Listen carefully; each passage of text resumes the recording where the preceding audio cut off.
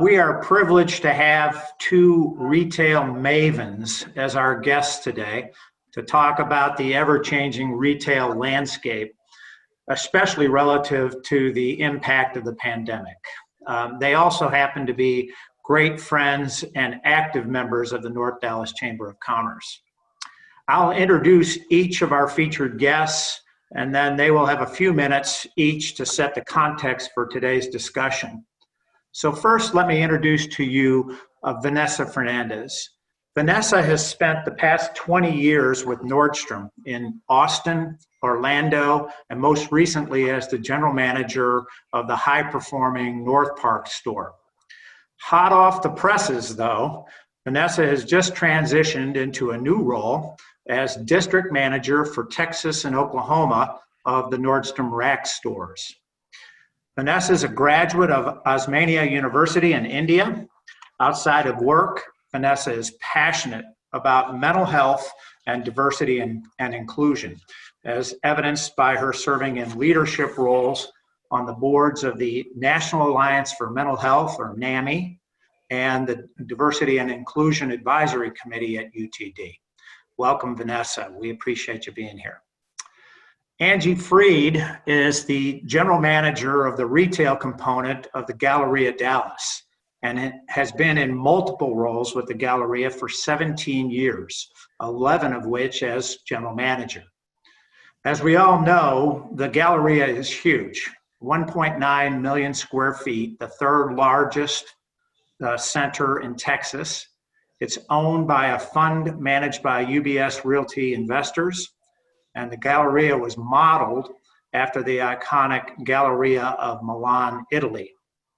Two quick factoids that Angie had shared with me, since I'm sure she won't want to promote this, but I will. I just think it's fascinating that the skating center at the Galleria hosts more skaters each year than Rockefeller Plaza.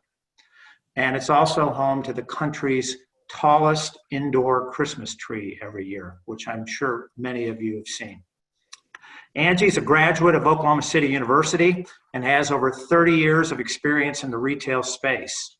That's why she is such a sought-after speaker, faculty member, and has won numerous Maxi Awards recognizing outstanding marketing in the shopping center industry. Welcome, Angie. We're glad you're here with us as well.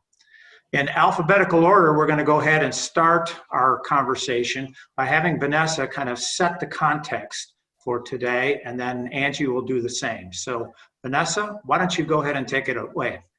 Great. Thank you, Ken. Thanks, everyone, for being here on the call today. Thank you to the Chamber for all you do to bring our community together. I thought I'd spend some time talking just at a high level about the current state of retail, the adjusting consumer, and then maybe spend some time on future state and things to consider, no matter the size of the retailer. So whether you're a small local retailer or a national retailer, we could all perhaps use some thoughts on things we need to consider as we scale back up, as we reopen back up. So first off, I don't know if you guys have seen the headlines today, including a tweet from President Trump. The tweet said, "May retail sales show a surge." Wall Street certainly is having fun with it this morning, so take a look at that if you get a chance. That said, in May, from the early numbers that we see, it looks like clothing and accessories had a strong month. But things like sporting goods, hobby, musical instruments, books, etc., had a whopping 88% increase in North America. Prior to that, 45 days before that, if you look at the current state of retail in North America, we saw a decline in purchase from about 70 to 80% declines in offline purchases, and about a 30 to 40% online surge in demand. I found these slides. They're from Accenture. I thought I'd share at just a high level some interesting data that I stumbled upon. So first off, let's look at slide 2. There you go. Okay, so consumers, in the last 45 days, we certainly saw customers and consumers changed the way they shop, work, and live.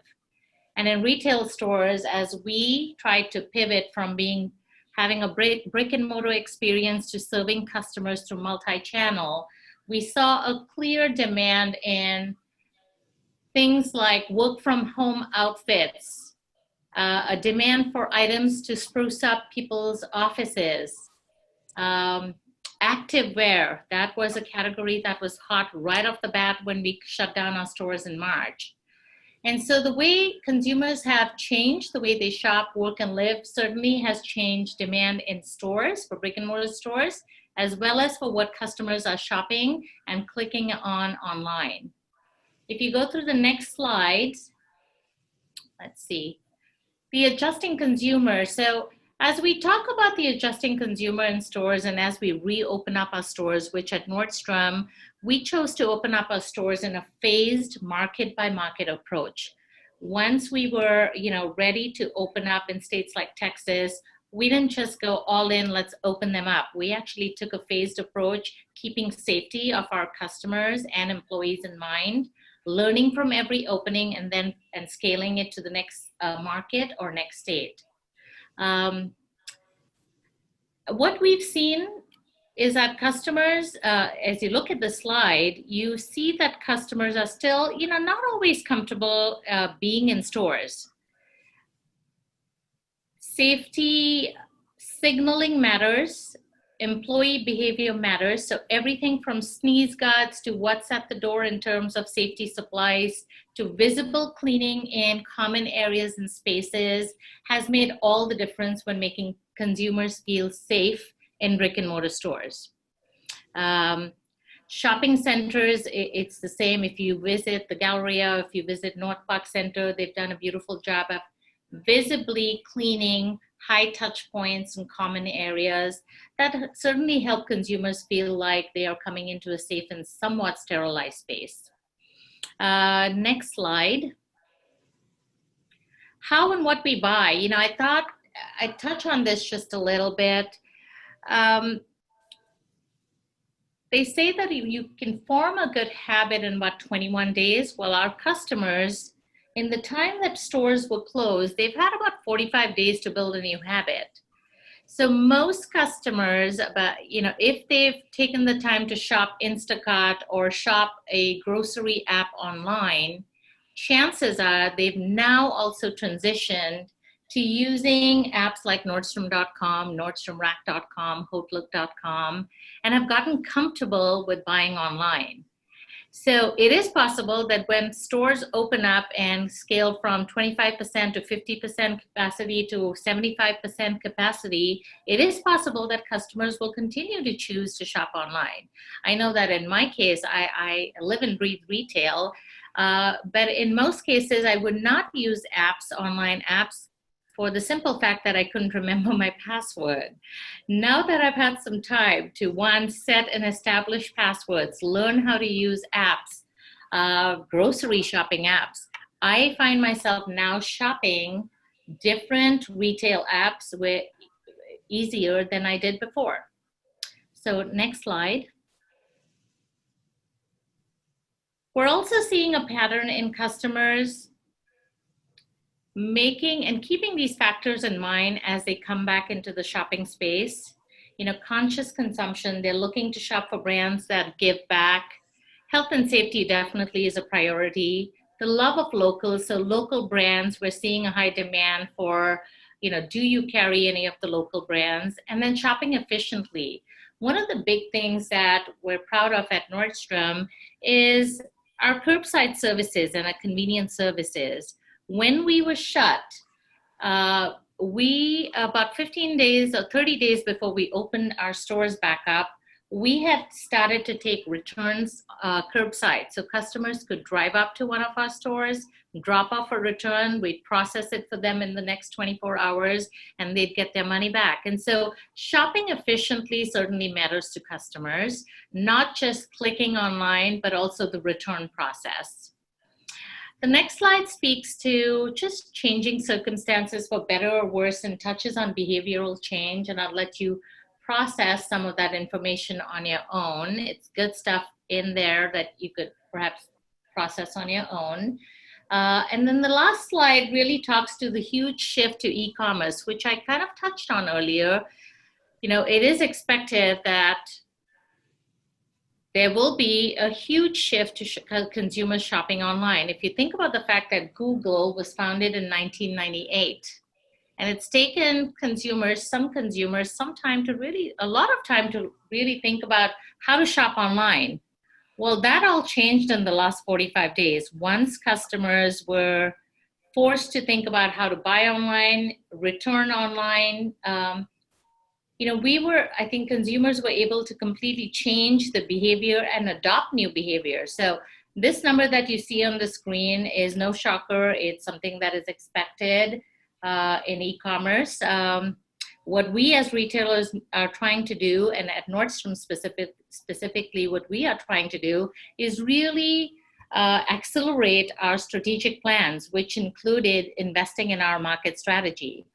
And what that really means is at Nordstrom, we leverage all of our assets, so people, product, and place, to take care of customers the way they want to be served in the fastest way possible, whether they're buying or returning. So that's really all that I had prepared as opening remarks. I'm happy to take any questions later about future state and tips on how to navigate the now.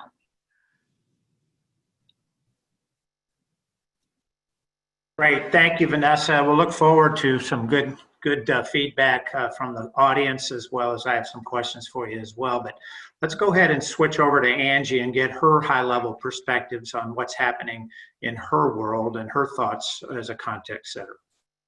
Okay. Well, I think COVID-19, as Vanessa said, it accelerated what was already happening. It has created some new paths for people to make purchases, but basically what it did was accelerate what was already happening.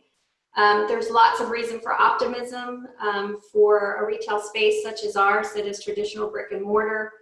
COVID-19 disrupted the economy, the healthcare system, the way of life for commercial real estate users who our very profitability comes from social interaction, social congregation in our buildings.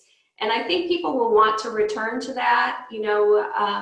As Vanessa mentioned, hygiene is really important right now. And as a matter of fact, for so many years, we've been talking about our green initiatives and sustainability, and COVID-19 has sort of changed that conversation, and hygiene is a higher priority than sustainability. So we've seen that change, and how we've addressed that in our buildings and in our retail stores will make a difference in how we get people back into our buildings. But no surprises, the U.S. Commerce Department reports that retail sales were down in April and May, 16.4% in bricks and mortar. And the Texas Retail Association has reported that as many as 40% of restaurants across the state will not survive this and won't be able to reopen. Vanessa touched on a point about grocery stores and curbside pickup. We certainly have seen that trend accelerate. As an example, it took grocery stores 5 years to get to 5% of their business being curbside pickup. It took 2 months to get to 10%.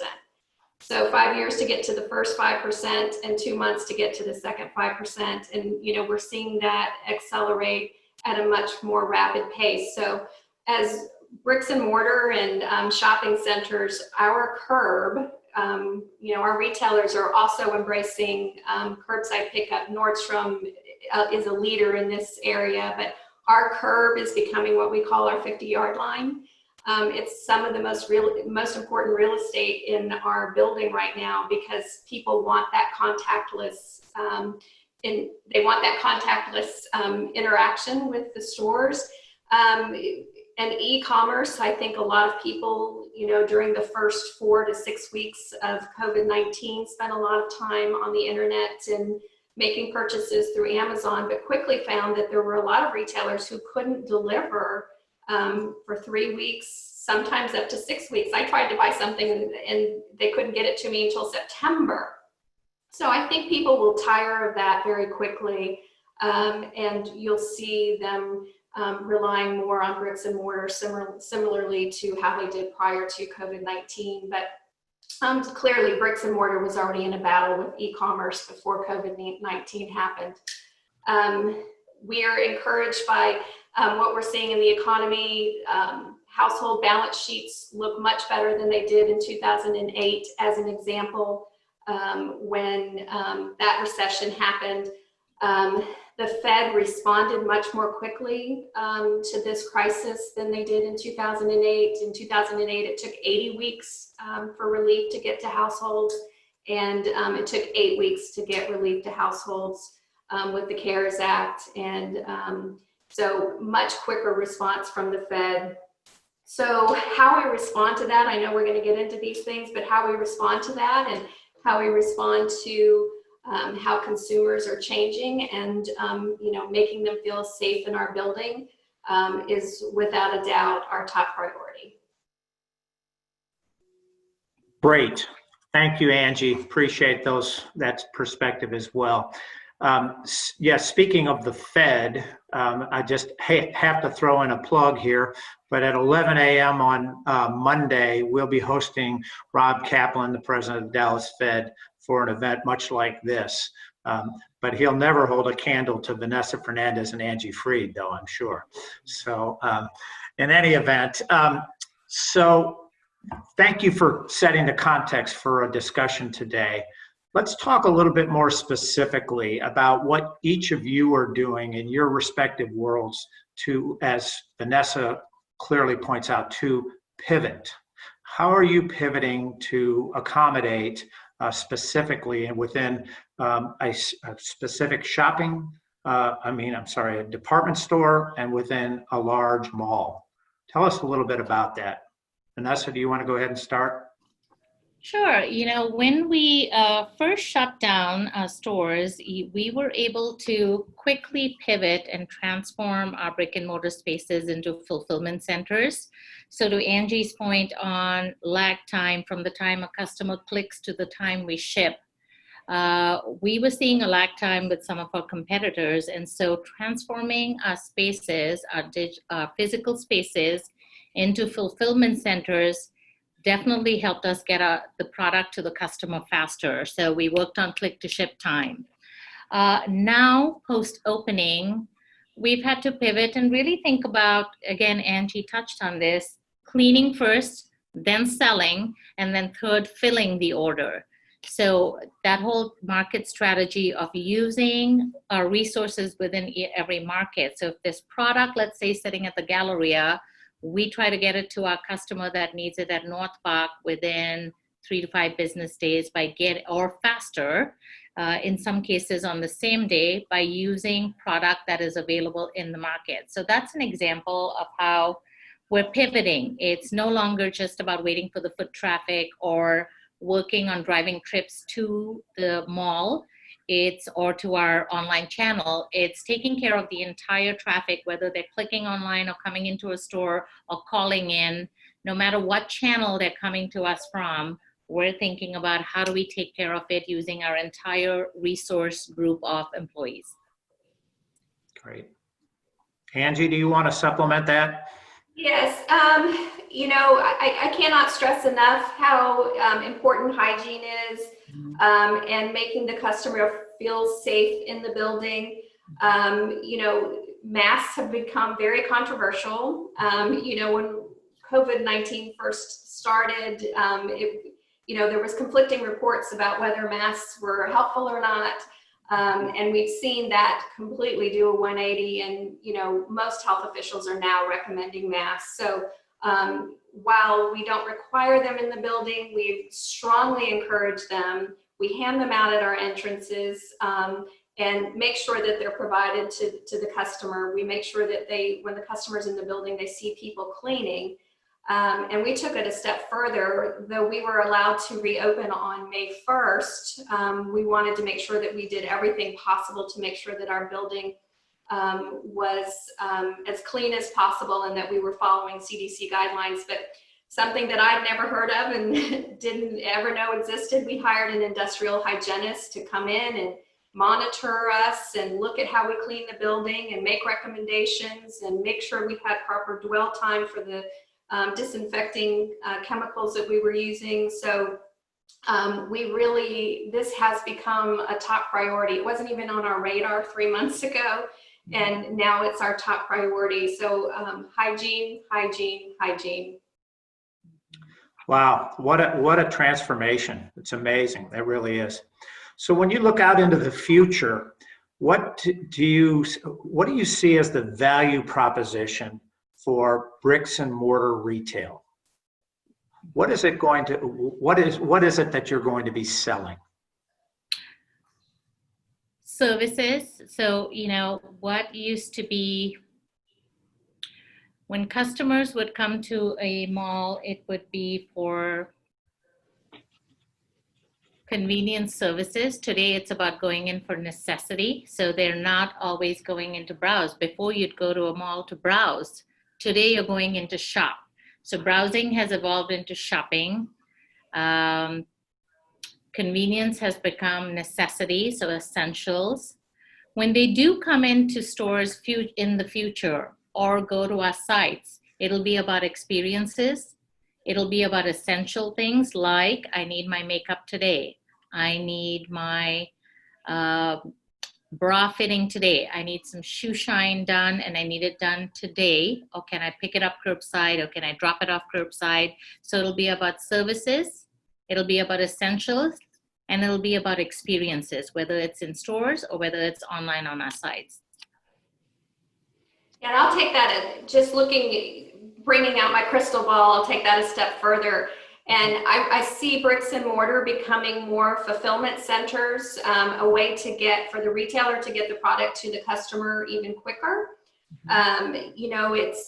Vanessa was talking about when COVID-19 first happened and they shut down, they used their buildings as fulfillment centers. It is a way for the retailer to get the product to the customer much quicker.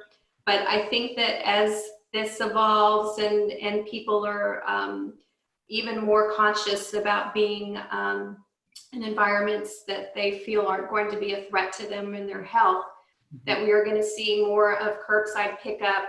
How that last mile delivery to the customer happens will change. And I think stores will need smaller footprints because in many cases, the customer will never enter their store. What they are is becoming a fulfillment center just to get the product to the customer quicker. And they're going to be doing that curbside. So Angie, let's stay on that for just a second and then have Vanessa come in as well. But so would this have all happened anyway without the pandemic, or is the pandemic driving just the speed of transition, the speed of the pivot? I think that the pandemic is driving the speed of the pivot. It is quicker for customers to not come into the building to have someone deliver it to their automobile. Retailers have more product online. There was a time, and not too long ago, when retailers didn't have their full assortment online. It was just, certain brands. But now pretty much everything can be acquired online. So I think that it would have happened anyway.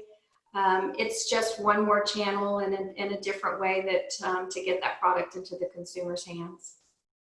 Interesting. Vanessa, you talked about how you personally pivoted in terms of how you accessed certain products. So talk to us more specifically about what you're doing at Nordstrom and how you look at that looking into the future.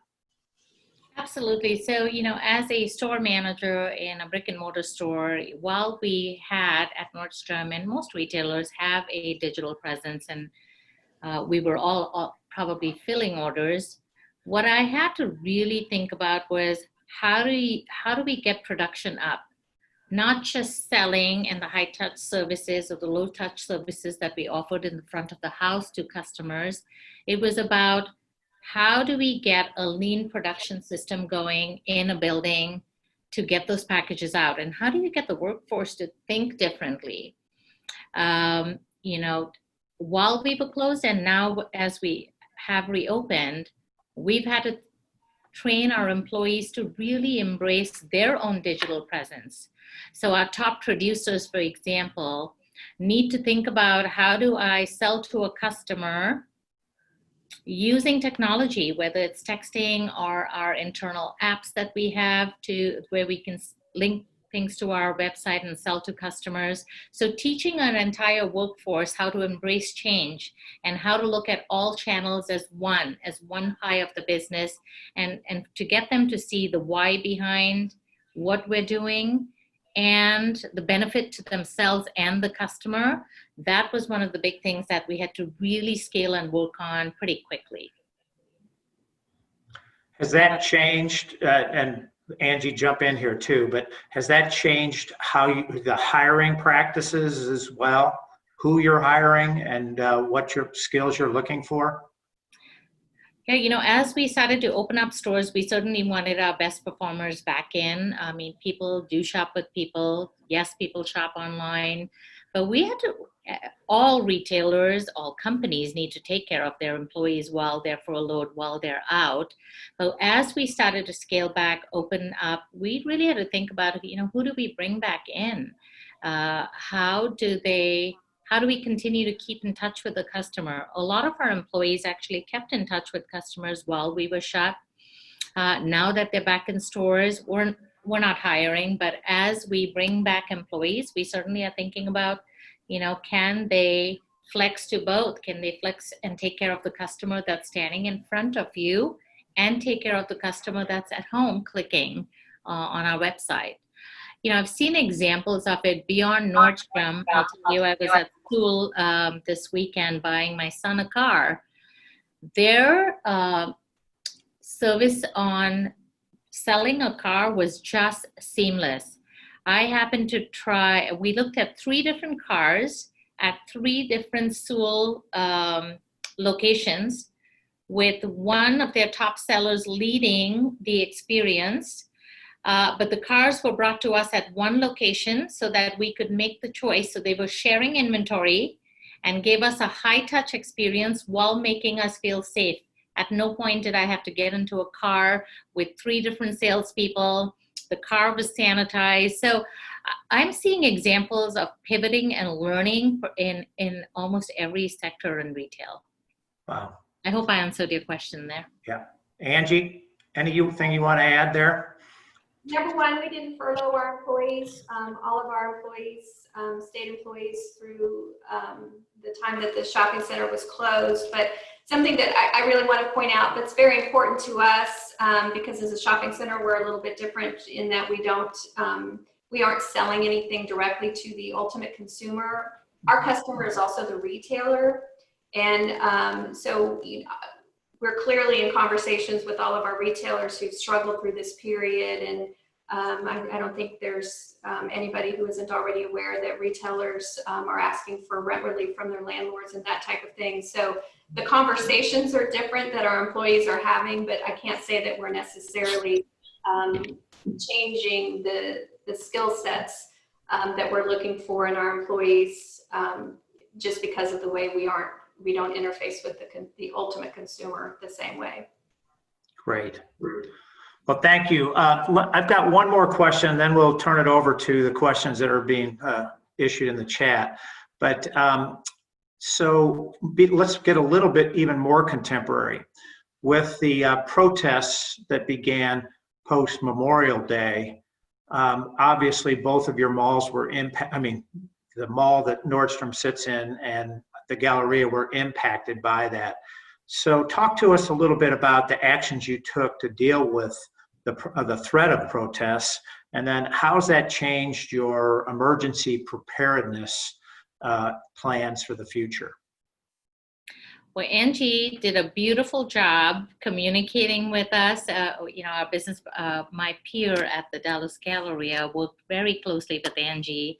I can tell you that as a GM, as a mall manager, she did a beautiful job communicating with us and leading us through it. So Angie, I'm going to defer to you here. Yes,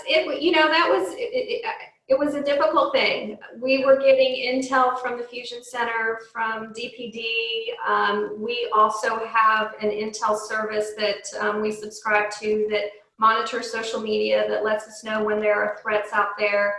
And we started Friday night at like 2:20 in the morning is when we got the first notification that this was something that we needed to be paying attention to. At that time, the looting was already happening in Atlanta and Portland, and retail centers across the United States were under threat.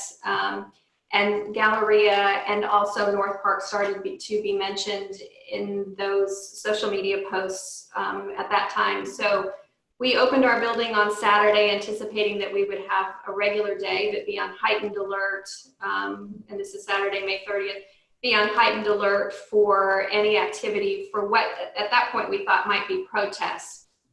Very shortly after opening, it was clear that we had not only protesters in the building at both Galleria and North Park, but the people who planned on looting as well. So you want to talk about acting quickly. We had to shut down our building, which is not just a matter of, okay, let's lock the doors. It's communicating with retailers and, you know, clearing customers out of the building and making sure that everybody is safe. And, you know, doing it in a way that nobody feels threatened. But again, looking at everyone's safety. So I think from the time we had the evidence and the intel that these people were actually physically in our building and they were starting to assemble, and the time that we closed was about 45 minutes. So very quick. And we continued to monitor it. And then I'm sure, as you saw, the looting and rioting happened in retail locations across the country. And I can Phoenix and Houston, and, you know, I can name cities on and on and on. And we saw what happened in downtown Dallas as well. So a very difficult thing to manage. You never want to close a building for that reason, but safety is always our top priority. So it was pretty evident that we had no choice but to shut down the building. Yeah. Thank you. Thanks for that. Did that change any of the way you look at emergency preparedness for the future, or is that do you feel very confident in your plans? You know, there's actually two things about this. We do have an emergency preparedness manual. We have just about everything that you can possibly think of covered in that emergency preparedness manual, including a pandemic, protesting, natural disasters such as floods, hurricanes, tornadoes, earthquakes, etc. All of those things are covered in our emergency preparedness planning. So, you know, it did help that we have a very seasoned team. They knew what to do. You know, everybody just, you know, they were familiar with what was in the plan and knew what to do. So for the potential looting and protesters that we had in the building, I think we were very prepared. For COVID-19, you know, we have pandemic preparedness in our emergency preparedness plans, but something that's not included in our planning is the recovery. And the recovery is a totally different step than the preparedness planning, which, you know, we were there, we knew what to do, we knew what sanitizing we need to do, we just, you know, knew how our team needed to respond. But the recovery has been much different because that has been through so many phases. You know, we first were able to open as retail to go, and then we were able to reopen at 25% and then 50%. And so it's like doing a new marketing campaign or a relaunch of your building every week in a different way. So that is the one thing that, you know, when we sit back at this and do a post-event analysis, it's one thing that we're going to take a look at is we really need to focus more on the recovery plan as much as the pandemic preparedness plan. It's great. You know, and I'll add to Angie's point. One thing we had to think about as we recovered and as we were closed was how do we communicate with our workforce? So we all have safety manuals and trainings. We have an app. We have hotlines. Every company has a version of it. we really had to pivot and think about how do we communicate with the workforce as they were coming back in. So we had to resort to things like having Instagram, a closed Instagram page, an Instagram live session on safety trainings before the workforce was able to come into the workplace, because we didn't have the time to make new videos or new training programs and launch them online. So using social media actually and closed pages really helped us move faster. That's great. Thank you for those responses. So let's move on to some questions from the audience, the participants on this call. Jeff has informed me that I think Harsh Agarwal has a couple of questions. So Harsh, do you want to unmute and ask your questions? Yeah. Hey, can you hear me okay? You're breaking up a little bit, but go for it. Okay. Well, first of all, I just want to say that last comment about pivoting to doing, employee trainings and communication to social media where your employees are spending a lot of their time. That's just flat out genius. So thank you for sparking that thought in my mind on how we can apply that at the bank. But my two questions, and there's so many questions in my mind, I would say maybe I'll ask two questions, one very high level and one maybe a little bit down the weeds, and both are around movement to digital. So a very high level question, and thinking about the chamber, we have a lot of small businesses that maybe only have one or two locations, retail, restaurants, and may not have a digital presence today. What would your advice be to those small business owners that don't have a digital presence, that are being impacted?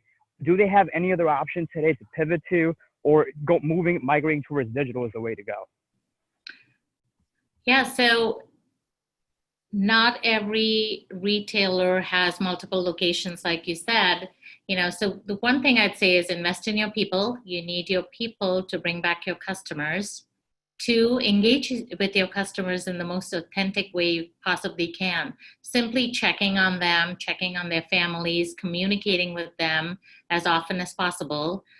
And then purpose-driven communication. So, if you are sending them an email or a blast, you want to either offer them, give them some kind of an offer to either shop with you in whatever small presence you may have online. Not everyone has a website, but you may have an Instagram presence, you may have a Facebook presence.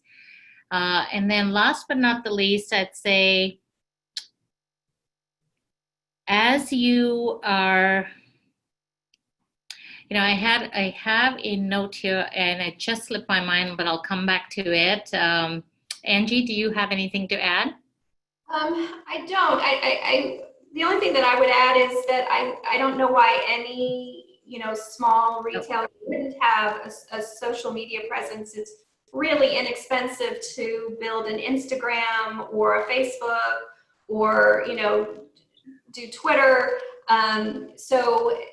And I think there are consultants widely available that can help small mom and pops or small retailers get those things started. But, we use social media, and we actually have an employees only portal on our website where we can communicate directly with our employees. That's not for the public, and, it's really inexpensive to do that. So I don't know why you wouldn't, if that answers your question. Oh, no, it does. I think it's both of you offered insight into things that you want to do as a medium term, maybe a move to the digital, but also, like Vanessa said very well, like having that personal contact with your customers, give them a reason to not shop with an inanimate website versus coming back to you. I think they're both terrific pieces of advice. Another small thing would be having Zoom classes. So let's say you're a small retailer that sells beauty products.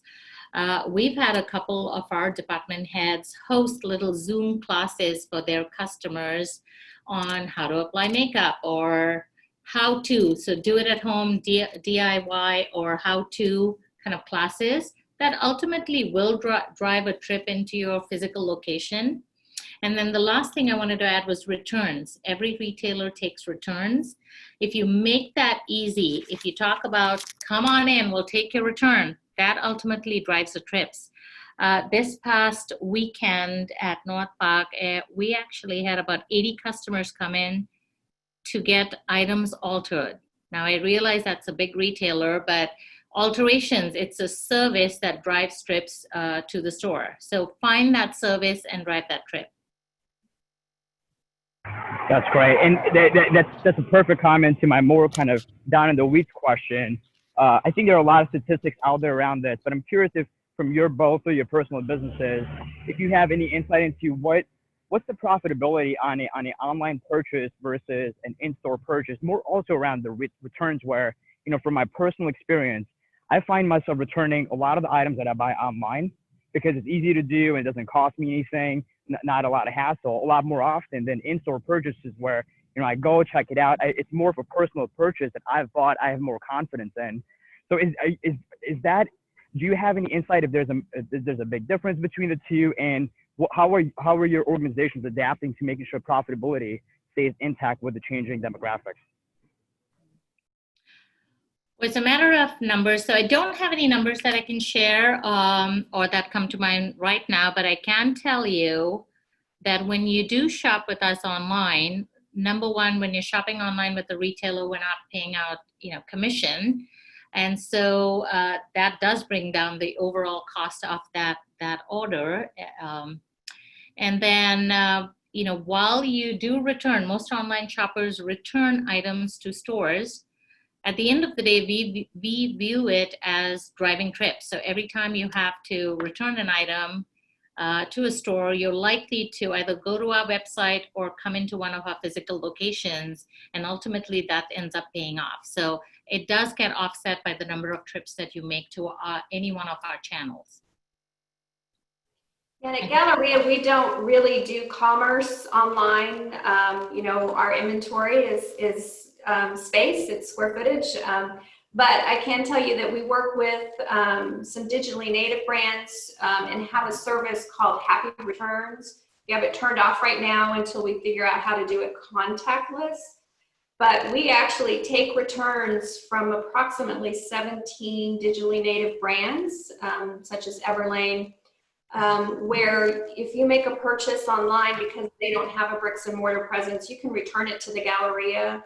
And I can't remember the number, but it's really high. It's something like 80% of the people who actually make a return at the Galleria for these digitally native brands will spend money in our building before they leave. So it's advantageous to us to do that. Great. That's great. Can you say the name of that again? Was it Habit Returns? Happy Returns. Happy Returns. Thank you. Thank you, Angie and Vanessa, for both those responses, and thanks for your question, Harsh. Let's move on to Omega. Omega's with the University of Phoenix. Do you have a question that you want to pose? Yes. Of course, safety and sanitizing and all of that is the focus with COVID going on. I'm also thinking July is usually the month where retailers are thinking about, or for Black Friday and all of the shopping at that time. What is that part of the conversation right now as far as curbside service and the fulfillment focus? Is preparing for the holidays a part of the conversation, even if it's just a small amount right now? Yes, so, right now we've been in a melt the pile kind of mode. So through March through May, we were melting our pile of inventory so we could get fresh goods in as the season changes for our customers. In July, typically, Nordstrom has this huge sale, shameless plug here. It's called the Anniversary Sale. This year, for the first time, we're going to push that sale to August. And currently, we continue to focus on chewing through our inventory, selling our inventory, because there is plenty of inventory out there in the marketplace for us to pick and choose and buy from this year. We're starting to think about December, where we may be, retailers might be just a little behind because we are all working on, we're sitting on inventory. How do we get it out of our buildings before we think about, what's to come in December? But I will tell you that right now the focus is melt the pile. The next step will be, a change of season. How do we take care of the summer and beyond? And then by the time we get to December, we're all hoping, and I know hope is not a strategy, but we're all hoping that traffic patterns will change, that consumers will have more confidence in going into our spaces. If not, we're going to have to pivot to thinking, how do we sell more online? How do we offer more value for buying online? Whether it's promotions or points or buy one, get one, or a gift with purchase. So we're working through all of that right now. And for Galleria, because we aren't engaged in transactions with the customer directly, but holiday is looking a little different for us. We have to think about things like, how does that visit with Santa happen? We're part of the Trademark family of shopping centers, and we have a VP of guest services who's working on how our Santa photo operation works. Galleria has skate shows that feature Mistletoes, who's our ice skating backflipping Santa who shoots fireworks from his skates. And we can't have 10,000 people congregate around center court. So do we have skate shows? So for us, it just looks a little different. We like to say that we own holiday, and that's a time when we get people into our building because, they want to feel the holiday experience. And experience was always a buzzword in our industry, but now, what that experience looks like is changing because you have to offer it in a way that is contactless. And if you haven't been to, I'm going to use Nordstrom as an example. If you haven't been to Nordstrom to see how they're doing the cosmetics experience in their stores, which is one of the most highly experiential things in a department store, all of that is changing. So for us, fourth quarter and holiday is just about how we can offer an experience that will be contactless. Thank you. Corey, I think Corey has a question as well. So Corey, do you want to unmute and ask your question? Thanks, Ken. First of all, thank you both. This has been a wonderful presentation, and I know I have personally enjoyed it. As kind of someone who works in the healthcare industry, and I know there was a lot of unknown with, what was going to happen as far as retail coming back. Did you guys implement any wellness plans for your employees to kind of help deal with the stress of the unknown? Absolutely. So before our workforce came back into our spaces, we had several safety trainings. We continue we start every day with our safety plans. Throughout the day, we have many checkpoints and touch points where we check on our employees to make sure that there is social distancing inside the workspace, outside the workplace. Yes, so it's a constant dialogue, everything from health checks to screenings, of course, like all employers are doing currently, we do that. But in addition to health screenings and health and safety protocols, we also really encouraged dialogue around mental health. In addition to dealing with the stress of the workplace, every one of our employees and every human being has a lot to deal with outside of work. So offering up sessions through our employee resource groups and really talking about mental health needs in addition to safety protocols has helped in the workplace. And for Galleria, we spent more time on the safety issues and safety protocols more so than the wellness. So Corey, it sounds like I need to talk to you and possibly get some ideas from you about, those conversations that we can have with our employees about their wellness. We would love to have that conversation. And I'm sure that Jeff and Ken can pass along some information to connect us. And one of the programs that we did earlier in our virtual learning series was on mental health and resilience and anxiety and grit in the age of COVID-19. And I think that program would be still applicable today, and it's one of our recorded programs that you all can find on our YouTube channel. So we can post the link for that in the chat feature too. And Jeff, while you have the floor, I think you said you had a question for our panelists. Sure. Well, thanks to both Vanessa and Angie. This has been an excellent panel. thinking ahead to next summer, or where do you think we'll be in the world of retail and online shopping? Thinking ahead a year from now. And may I jump in and throw in, because I've been wanting to ask this question anyway, but I know both Vanessa and Angie in the past have talked often about the retail experience. And so do you see us going back to those kinds of experiential world that we had before, where we try to create opportunities for people to have experiences together? Will that happen, or do you think the pandemic has changed that?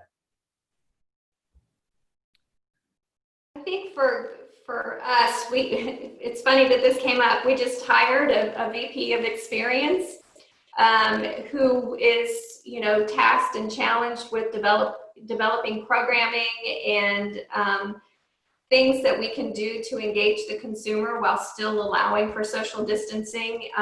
He has a retail background and has done a lot of things that Vanessa was talking about with Zoom meetings with brands and engaging the consumer online, and then ultimately driving that transaction to the bricks and mortar stores. But it's definitely going to change, and it's ever evolving. And quite honestly, we don't know what it looks like yet. We're working on it. We just don't know how that will be.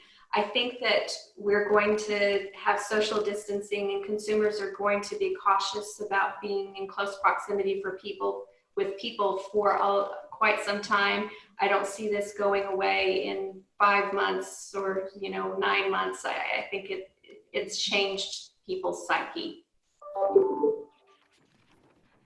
It is going to change. We don't know what it'll look like, to Angie's point. And we all say that we're all working on what the experience looks like, but I don't know that we all have the answers yet. What we are doing is thinking about, what does consumer behavior look like?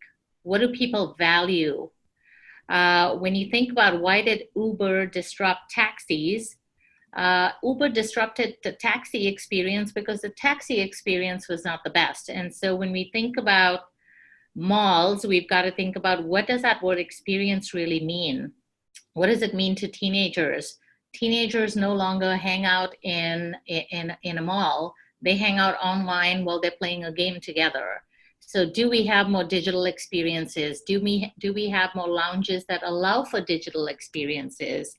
Those are some of the things that we're working through. Zoom calls and Zoom experiences are great, but at some point we're going to have to reinvent even that, because that'll get tired. When we look at sales in stores right now, accessories, so anything that can be seen on a camera, so big necklaces, earrings, makeup, those were some of the things that we were selling the heck out of when we shut stores down. Now we're having to think about what's next. So we're constantly thinking. I don't know that we have all the answers, and we're working through it. Great. Well, we can't thank Angie and Vanessa enough for their participation today and their insights. Very engaging. Thank you very, very much for your thoughts and perspectives on a very challenging topic that we know that you're in the midst of and trying to figure out what's going to happen next. But we can't thank you enough. As a very, very small token of our appreciation, we'll be making a donation on your behalf for each of you to the North Texas Food Bank at the end of our fiscal year. And we can't, they're our nonprofit of choice this year. And of course, they need all the help they can get right now as well. So thank you again, Angie and Vanessa. It's been a wonderful conversation. Just to headline a few things that are coming up. Tomorrow, we will be hosting, in partnership with the Mayor Star Council, a faith and religion panel of 4 faith leaders in the community. And please join us for that. I believe that's at noon, Jeff? At noon. Mm-hmm. Yes, noon tomorrow. And then in addition to that, we mentioned earlier that Rob Kaplan, the president of the Dallas Fed, will be joining us on Monday at 11 a.m. So please, I think Jeff put in the chat feature that that event is close to being sold out at 250 seats. So please, if you're interested, try to get on today to register for that event. Jeff, is there anything else you'd like to highlight? No, next week on the 24th, we've got Texas Rangers, the voice of the Rangers, Chuck Morgan, the Executive Vice President of the Rangers on promotions and ballpark entertainment. Sign up for that one. We've got him coming in as part of our leadership briefing series. And then more to follow in July. We're working on some programs right now with the Dallas Mavericks. We'll be hearing from Congressman Colin Allred again, and more to follow. Great. Well, thank you all very, very much for being here today. Thanks again to Vanessa and Angie. It's been a wonderful morning learning about what's happening in the retail space. We'll look forward to seeing you all again soon.